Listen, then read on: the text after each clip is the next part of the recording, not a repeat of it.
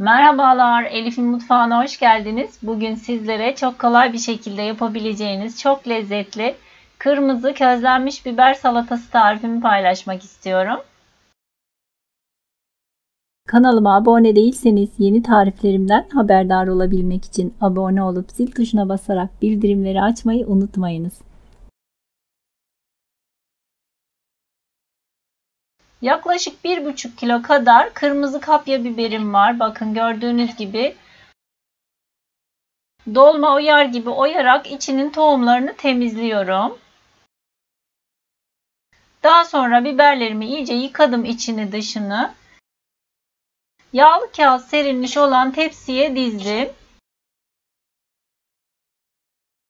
Daha sonra 250 derecelik fırında közlüyorum biberlerimi. Daha sonra gördüğünüz gibi maşayla çeviriyorum. Her iki tarafını da közledim. Közlenmiş olan biberlerimi buzdolabı poşetinin içerisine alıyorum.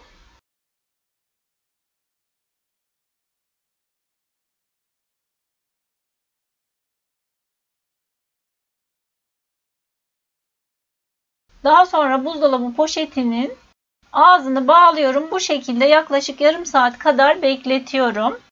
Yarım saatin sonunda biberlerimi çıkardım ve kabuklarını soyuyorum. Bekletmemin nedeni bakın gördüğünüz gibi biberler çok kolayca soyuluyor bu şekilde beklettiğim için. İçini de daha önce temizlediğim için gördüğünüz gibi çok kolay bir şekilde temizlemiş oldum. Daha sonra biberlerimi doğruyorum tahtanın üzerinde. Tüm biberleri doğradım ve kabımın içerisine aldım. Birkaç dal kıyılmış maydanoz ekliyorum. Birkaç dal ince kıyılmış dereotu ekliyorum üzerine. Yine birkaç dal kıyılmış taze soğan ekliyorum. 2 diş rendelenmiş sarımsak ekliyorum. Yeteri kadar tuz ekliyorum. Yarım çay bardağı kadar zeytinyağı ekledim. Ve karıştırıyorum. 1 adet taze sıkılmış limon suyu ekliyorum. Tekrar karıştırmaya devam ediyorum. Salatam bu kadar kolay ve lezzetli bir salata. Servis tabağına alıyorum.